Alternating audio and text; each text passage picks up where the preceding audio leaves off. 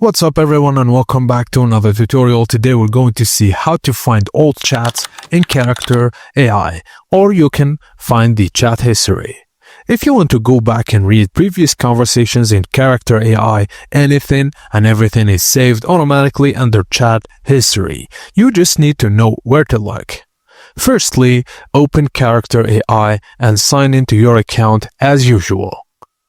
Once you're logged in, look for the left-hand sidebar. This panel shows you recent and custom characters. Click on the character you chatted with before. This is important because chat history is saved per character, not globally.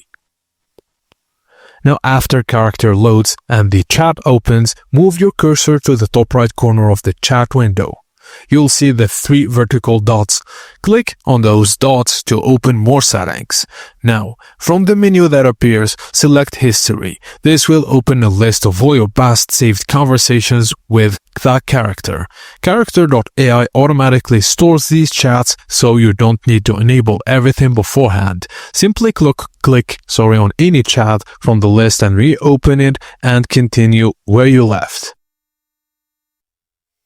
And that's it guys, thank you for watching and please don't forget to like and subscribe for more tips and tricks like this.